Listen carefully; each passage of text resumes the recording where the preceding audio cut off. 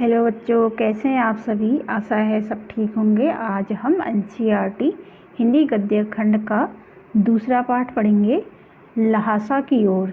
इसके लेखक हैं राहुल सांकृत्यायन। राहुल सांकृत्यायन जी के जीवन के बारे में थोड़ा सा पढ़ते हैं। राहुल सांकृत्यायन जी का जन्म 1893 में उनके ननिहाल गांव पंदाहा जिला आजमगढ़ उत्तर प्रदेश में हुआ था।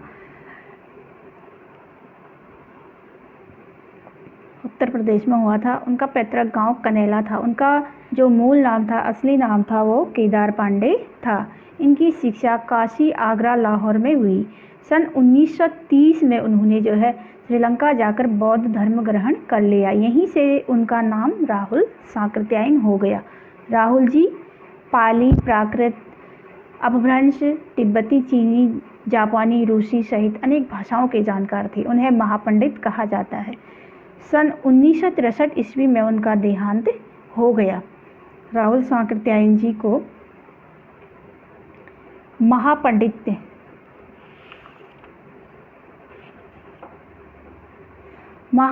राहुल सांकृत्यायन भी कहा जाता है। वह एक शाश्वत दीपक के रूप में उभर कर हमारे सामने आते हैं। राहुल जी ने अनेक उपन्यास, कहानियाँ, आत्मकथा, यात्रा वृत्तांत, आलोचना, शोध आदि अनेक विधाओं में साहित्य सृजन किया। इतना ही नहीं, उन्होंने अनेक ग्रंथों का हिंदी में अनुवाद भी किया।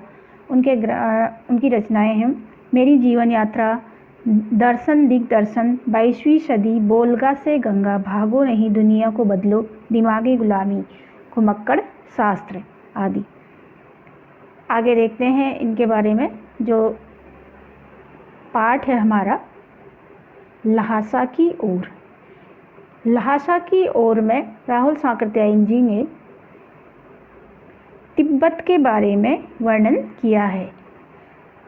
क्या करते थे वो? यात्री थे, यात्रा करते थे, यात्रा वृत्तांत, घुमक्कड़ शास्त्र, घुमक्कड़ी उनको बोला जाता है। उन्होंने नेपाल से तिब्बत की यात्रा शुरू की थी। तिब्बत की ओर महापंडित राहुल सांकृत्यायन द्वारा रचित यात्रा वृत्तांत है। उन्होंने इसमें 1929 से 1930 में नेपाल से तिब्बत की यात्रा के समय के दुर्गम मतलब जिन रास्तों में जाना कठिन होता है, वहाँ का रोचक वर्णन किया है। वह नेपाल से तिब्बत जाने का मुख्य रास्ता फरी कलिंगपोंग का रास्ता जब नहीं खुला था, तो नेपाल ही नहीं, हिंदुस्तान की भी चीज़ें इसी रास्ते से तिब्बत जाया करती थी।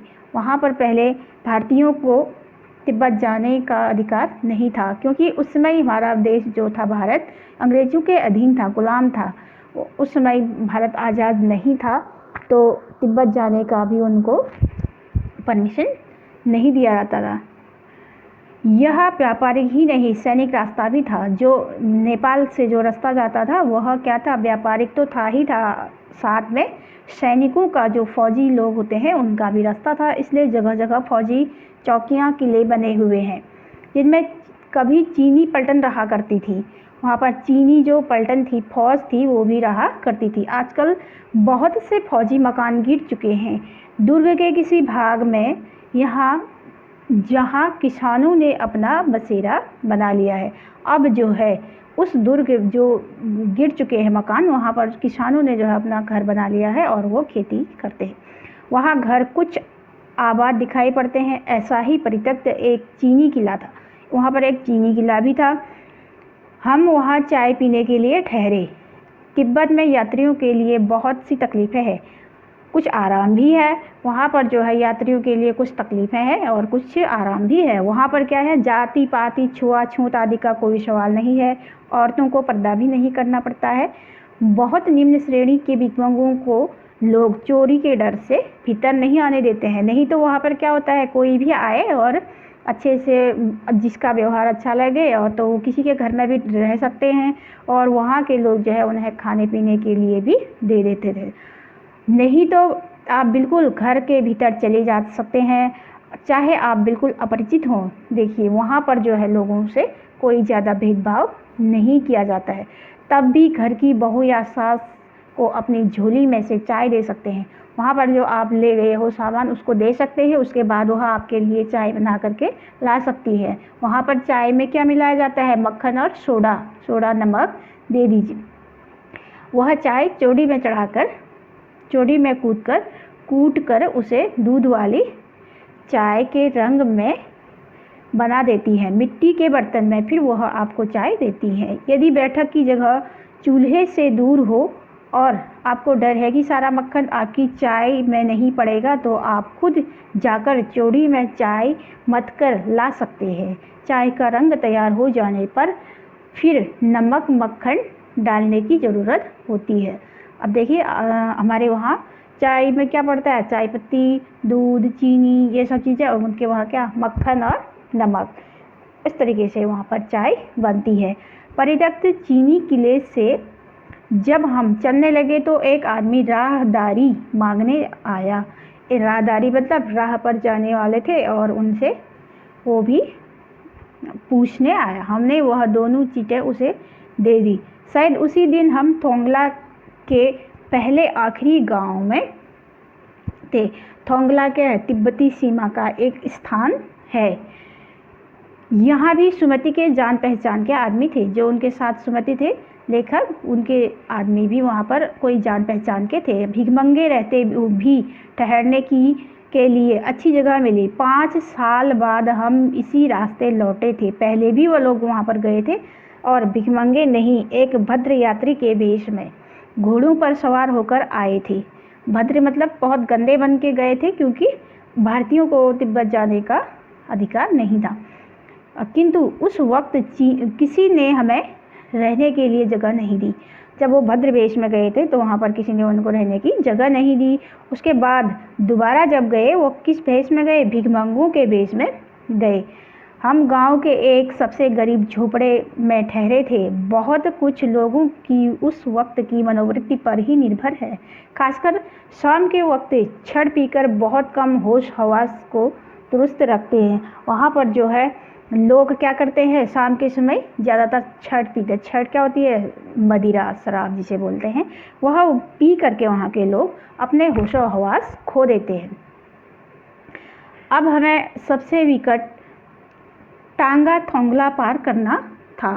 टांगा जो है जब ऊंची ज़मीन है, वहाँ पर ऊंची नीची चोटियाँ हैं, तो ऊंची ज़मीन थी, उसे उनको पार करना था। डांडे तिब्बत में सबसे खतरे की जगह है। वही जगह जो है वहाँ पर सबसे खतरे की है।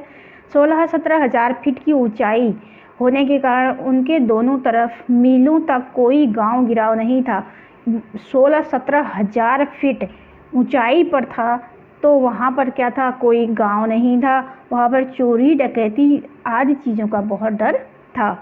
नदियों के मोड़ और पहाड़ों के कोनों के कारण बहुत दूर तक आदमी को देखा नहीं जा सकता था। डाकुओं के लिए यही सबसे अच्छी जगह थी। वहाँ पर क्या था? चोर डकैती का भी बहुत डर था, और आए दिन वो लोग जिन मनुष्यों को मार धाड़ करके वहीं पर दफना देते थे, फेंक देते थे। उनको कोई डर नहीं था। वहाँ पर कोई कानून और कुछ नहीं था। तिब्बत में गांव में आकर खून हो जाए तब तो खूनी को सजा भी मिल सकती है, लेकिन इस निर्जन स्थानों पर मरे हुए आदमियों के लिए कोई परवाह नहीं करता था। जब गांव में कोई खून खराबा हो जाता था तभी उनको सजा मिलती थी, नहीं तो जंगलों के बीच में कोई मार के फेंक दे, उन्हें कोई सजा नहीं होती थी।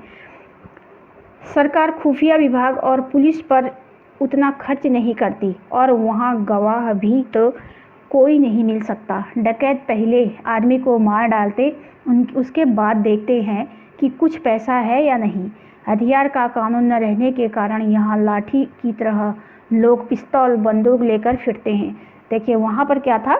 हथियार का कानून नहीं था, तो लोग क्या करते थे? जैसे यहाँ पर लाठी डंडे रखते हैं अपने घरों में, वैसे ही वो पिस्तौल और बंदूकें रखते थे और ऐसे लिए फिरते थे, और लोगों से चोरी करके उन्हें मार देते थे, उन्हें मारते थे। उसके बाद उनके पैसे वैसे सब लूट लेते थे। खुद उसे अपने प्राणों का खतरा था। गांव में हमें मालूम हुआ कि पिछले ही साल थोंगला के पास खून हो गया था। शायद खून की हम उतनी परवाह नहीं करते, क्योंकि हम भिखमंगे थे, और जहाँ कहीं वैसी सूरत देखते, टोपी उतार, जीभ निकाल, कुची कुची मतलब दया दया एक पैसा कहते, भीख मांगने लगते थे। जो लोग जहाँ पर उनको डर था और वहाँ पर क्या करते थे, वो अपनी जीभ निकालते लेते थे और फिर दया की भीख मांग लेते थे, पैसा मांगने लग जाते थे। लेकिन पहाड़ की ऊंची चढ़ाई थी, पीठ पर सामान लाद कर कैसे चलते। और अगला पड़ाव 16-17 मील, मील मतलब किलोमीटर, 16-17 किलोमीटर से कम नहीं था। जो दूसरा उनके ठहरने का पड़ाव था वह बहुत दूर था। मैंने सुमति से कहा कि यहाँ से लंगौर तक के लिए 2 घोड़े कर लो, सामान भी रख लेंगे और चढ़े चलेंगे। जो उनके साथ में दूसरे लेखक थे सुमति, उनसे उन्होंने बोला। दूसरे दिन हम घोड़ों पर सवार होकर ऊपर की ओर चले। डांडे से पहले एक जगह चाय पी और दोपहर के वक्त डांडे के ऊपर जा पहुँचे। डांडा क्या था, ऊंची जमीन थी, ऊंचाई पर उनको चढ़ना था। हम समुद्र तल से 17-18 हजार फीट ऊंची खड़े थे। हमारी दक्षिण तरफ मतलब दक्षिण की तरफ, पूर्व से पश्चिम की ओर हिमालय के हजारों श्वेत शिखर चले गए थे। वहाँ से क्या दिख रहा था, हिमालय भी नज़दीक में था। भीटें की ओर दिखने वाले पहाड़ बिल्कुल नंगे थे। जो भीटे मतलब दीवारें, भीड़े की तरफ को दिखने वाले जो पहाड़ थे वो कैसे लग रहे थे, बिल्कुल नंगे। न वहाँ बर्फ़ की सफ़ेदी थी, उस पर नंगे होने मतलब वहाँ पर उन पर जो है बर्फ़ भी नहीं थी। किसी तरह की हरियाली, और हरियाली भी ना थी। उत्तर की तरफ बहुत कम बर्फ़ वाली चोटियाँ दिखाई पड़ती। उत्तर दिशा की साइड को बहुत कम बर्फ़ वाली चोटियाँ भी दिखाई दे रही। सर्वोच्च स्थान पर डांडे के देवता का स्थान था। वहाँ पर जो सबसे ऊंचा स्थान था, वहाँ पर डांडे के देवता का स्थान था, जो पत्थरों के ढेर, जानवरों की सींगों और रंग बिरंगे कपड़े की झाड़ियों से सजाया गया था। अब हमें बराबर ऊंचाई पर चलना था। पहले क्या था, चढ़ाई पर चढ़ना था उनको, उसके बाद नीचे उतराई पर उतरना था। चढ़ाई तो कुछ दूर थोड़ी मुश्किल थी, लेकिन उतराई बिल्कुल नहीं। उतराई में जैसे लोगों का नीचे की तरफ को जल्दी से आराम से चले जाते हैं। शायद 2-1 और सवार साथी हमारे साथ चल रहे थे। मेरा घोड़ा कुछ धीमे चलने लगा। मैंने समझा कि चढ़ाई की थकावट के कारण ऐसा कर रहा है और उसे मारना नहीं चाहता था। धीरे धीरे वह बहुत पिछड़ गया। मैं डॉकिंग कस्तों की तरफ अपने घोड़ों का झूमता हुआ चला जा रहा था।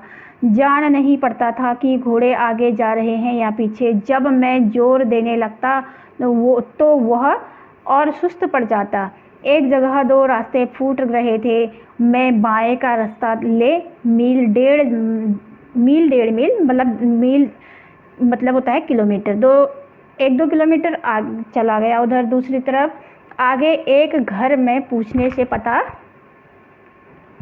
पता चला कि लंगौर का रास्ता दक्षिणी तरफ था और वो कहाँ चले गए, दूसरी तरफ चले गए। और उनके जो साथी थे उनका घोड़ा क्या हो गया था, बहुत सुस्त हो गया था, बहुत धीरे धीरे चल रहा था, तो अपने साथियों से पिछड़ गए थे और इसलिए वह रास्ता भटक गए। फिर वो दूसरी तरफ चले गए। वहाँ से फिर लौटकर उसी को पकड़ा, फिर उसी रास्ते को उन्होंने दोबारा से पकड़ा। 4-5 बजे के करीब मैं गांव से मील भर पर था तो सुमति इंतज़ार करते हुए मिले। तो सुमति जो है वो सही रास्ते पर गए और वो टाइम से वहाँ पर पहुँच गए जहाँ पर उनको रुकना था। मंगोलों का मुँह वैसे ही लाल होता है। वो क्या थे, मंगोल थे सुमति। तो और अब तो वह पूरे गुस्से में थे। उन्होंने सोचा कि इन्होंने इतनी लेट की और वो बेचारे तो रास्ता भटक गए थे। उन्होंने कहा, मैंने 2 टोकरियाँ कंडे फूंक डाले। तो वहाँ पर बैठे बैठे उन्होंने क्या किया, कंडे जलाने लगे और उन्होंने 2 टोकरियाँ कंडे जला ली। मैंने बहुत नरमी से जवाब दिया, लेकिन मेरा कसूर नहीं है मित्र, देख नहीं रहे हो कैसा घोड़ा मुझे मिला है। उनका घोड़ा कैसा था, बहुत कमज़ोर था, सुस्त था और वह बहुत धीरे से चल रहा था। मैं तो रात तक पहुंचने की उम्मीद रखता था। खैर, सुमति को जितनी जल्दी गुस्सा आता था उतनी ही जल्दी वह ठंडा भी हो जाता था। लंगौर में वह एक अच्छी जगह पर ठहरे थे। यहाँ भी उनके अच्छे यजमान थे। पहले चाय सत्तू खाया गया। रात को गर्मा गर्म थुक्पा मिला। सत्तू क्या होता है, यहाँ पर उनके खाने का जो आइटम है भुने हुए चने और जौ के आटे से बनता है, उनको वो मिला पहले।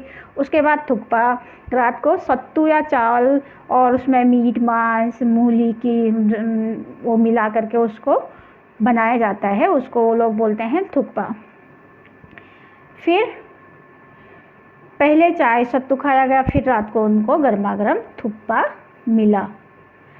अब हम टिंगड़ी के विशाल मैदान में थे, जो पहाड़ों से घिरा टापू सा मालूम होता था। एक टापू के समान था, जिसमें दूर एक छोटी पहाड़ी मैदान के भीतर दिखाई पड़ती। उसी पहाड़ी का नाम टिंगड़ी समाधि गिरी, गिरी मतलब पर्वत। वहाँ पर जो है टिंगड़ी नाम की एक समाधि पर पहाड़ थी, गिरी था। आसपास के गांव में भी सुमति के अच्छे ही यजमान थे, वो उनके जान पहचान के लोग वहाँ पर थे। कपड़े की पतली पतली चीरी बत्तियों के गंडे ख़त्म नहीं हो सकते थे, क्योंकि बोध गया से लाए कपड़े के ख़त्म हो जाने पर किसी कपड़े से बोध गया का गंडा बना लेते थे। वह अपने यजमानों के पास जाना चाहते थे। मैंने सोचा यह तो हफ्ता भर उधर ही लगा देंगे। मैंने उनसे कहा कि जिस गांव में ठहरना हो उसमें भले ही गंडे बांट लो, मगर आसपास के गांवों में मत जाओ।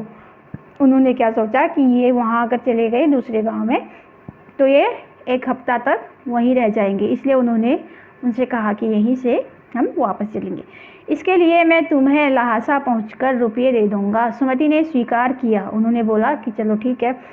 दूसरे दिन हमने बढ़िया ढूंढने की कोशिश की। बढ़िया मतलब होता है कुली।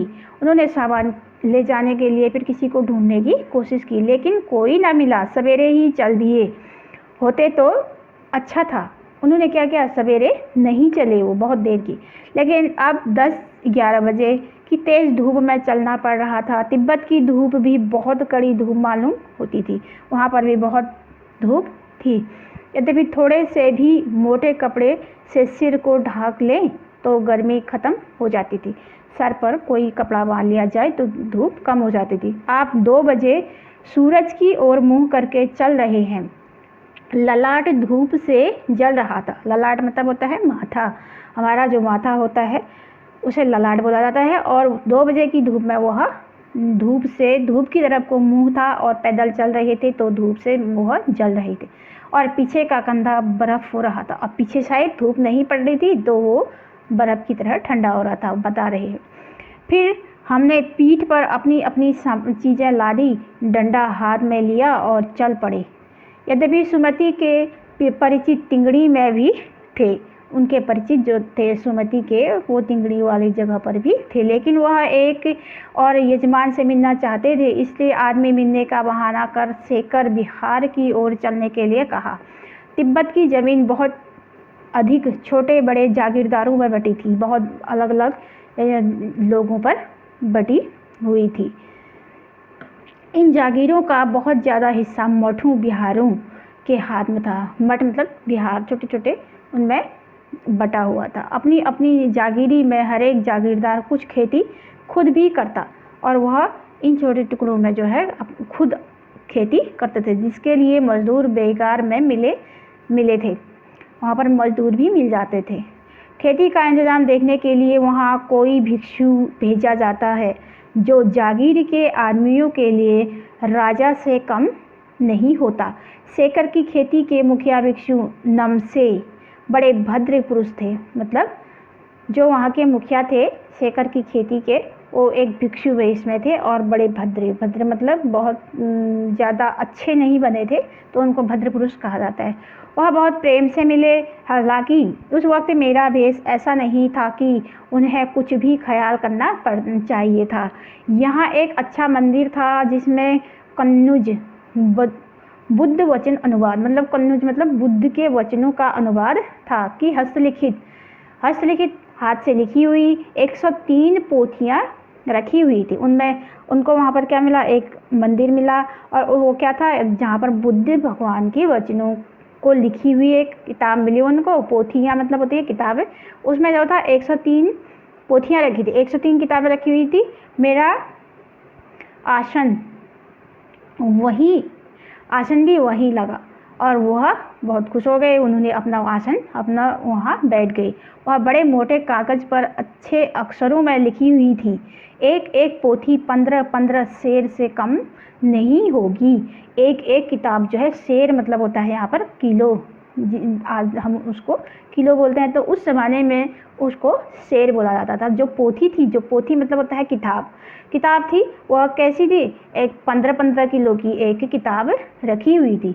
सुमति ने फिर आसपास अपने यजमानों के पास जाने के बारे में पूछा।